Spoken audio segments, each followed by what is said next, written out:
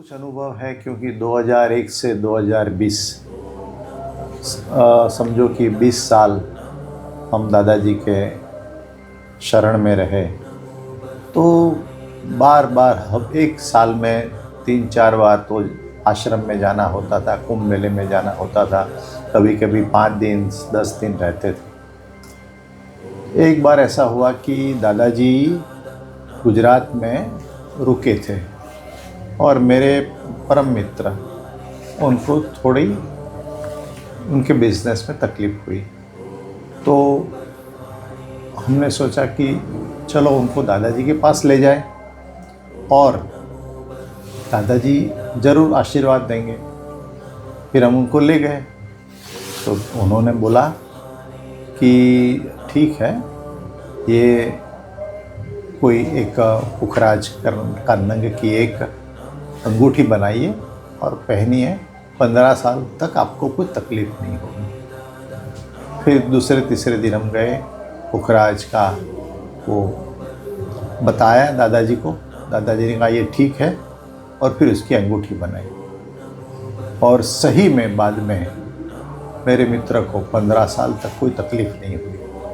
लेकिन ये संसार है, वो भी दादाजी के पास कभी कभार ही आते थे।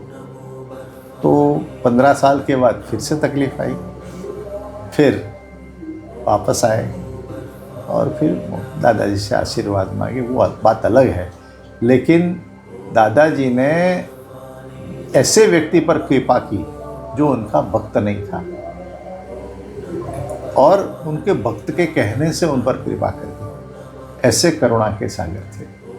उनको ऐसा नहीं था कि मेरा भक्त है तो ही मैं उस पर कृपा करूं।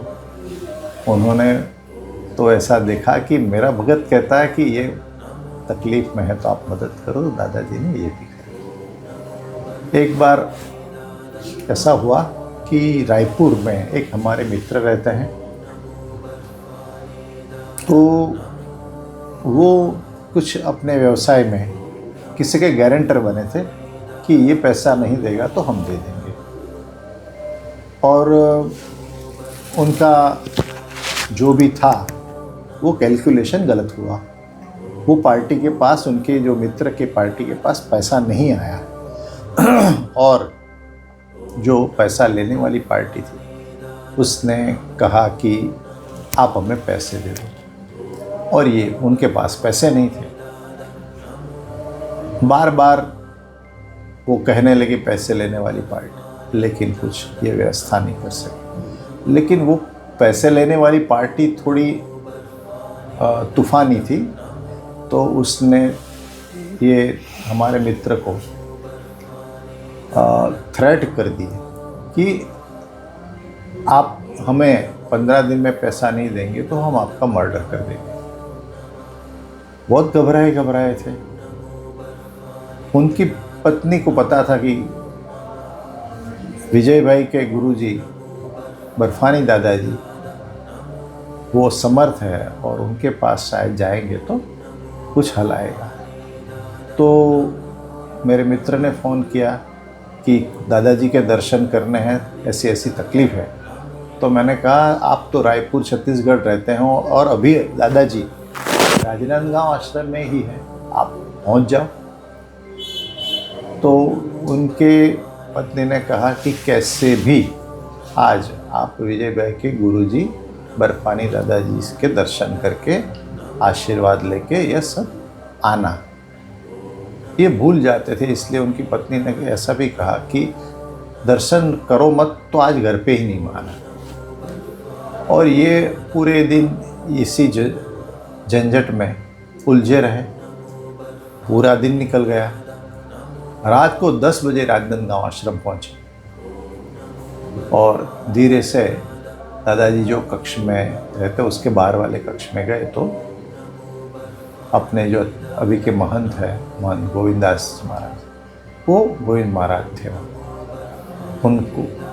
उनको बताया कि मैं विजय भाई पटेल अहमदाबाद वाले का मित्र हूँ और कुछ ज़रूरी काम से दादाजी से आशीर्वाद लेने। तो उन्होंने कहा कि भाई आज तो दादाजी अभी विश्राम में चले गए हैं। दादाजी 9 बजे तो विश्राम में चले जाते हैं। तो आप कल सुबह 4 बजे दादाजी दर्शन देंगे तब आना। बहुत वो निराश हो गए कि अब मैं घर जाऊंगा तो मेरी पत्नी को क्या बोलूँगा। उसने तो कहा था कि दादाजी के दर्शन और आशीर्वाद करके ही आना, नहीं तो घर में मत प्रवेश कर। वो चिंता में बाहर अपनी गाड़ी के बाहर खड़े रहे और अंदर से गोविंद महाराज ने आवाज़ लगाई, ए भैया यहाँ आओ, दादाजी विश्राम से निकल के आए हैं, आप दर्शन कर लो। तो फिर वो गए। ये योगानुयोग नहीं होता है। दादाजी ने अपने जो शक्ति से पता कर लिया कि कोई हमें मिलने आया है, वो तकलीफ में है, तो वो खुद बाहर आ गए।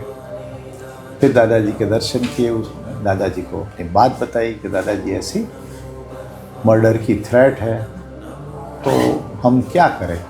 दादाजी ने कहा आपको कुछ नहीं करना है, आप आपका कारोबार जैसे करते हैं ऐसे करते रहो, जैसे ये कोई बात नहीं हुई है, और ये जो मर्डर की थ्रेट वाली बात है वो हम देख लेंगे। फिर उन्होंने पूछा कि कुछ जप करना है, कुछ हवन करना है, तो दादाजी ने कहा नहीं, जो भी करना है हम करेंगे, आप आपका कारोबार करो और आप ये भूल जाओ कि आपको किसी ने मर्डर की थ्रेट दी। और वो चले गए घर।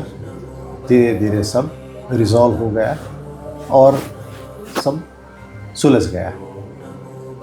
तो दादाजी, फिर से मैं कहता हूँ कि अपने भक्त को नहीं, भक्त जिसको बोलता है उस पर कृपा करते हैं, और वो भी अकारण कृपा जो कहते हैं वही होती है।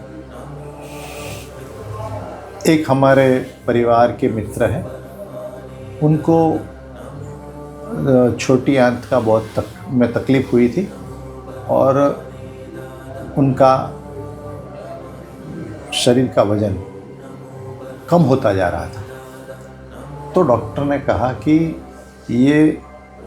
इसका एलोपैथी में कोई उपाय नहीं है, तो आप खाने पे थोड़ा कंट्रोल रख के आप जीवन गुजारा करो, इसके सिवा कोई चारा नहीं। वो बहुत घबरा गए और हम मिले तो उन्होंने बात की कि ऐसी तकलीफ़ है। मैंने कहा दिवाली के दिन हम दादाजी का जन्मदिन है, हम इंदौर दादाजी के दर्शन के लिए और उत्सव के लिए जाने वाले हैं, तो आप भी आ जाइए। तो वो भी आ गए। सुबह में 4 बजे स्नान करके दादाजी के पास आए। दादाजी को बताया कि दादाजी ऐसा ऐसा है। तो दादाजी ने कहा ठीक है, सब अच्छा हो जाएगा। और 18 महीने में अपने आप धीरे धीरे धीरे स्वास्थ्य अच्छा होता गया। 18 महीने के बाद वो बीमारी चली गई। आज उसको करीब 20-22 साल। आज वो बीमारी उनको कुछ नहीं परेशान करती, कोई नहीं करती। दादाजी ऐसे करुणा के सागर थे।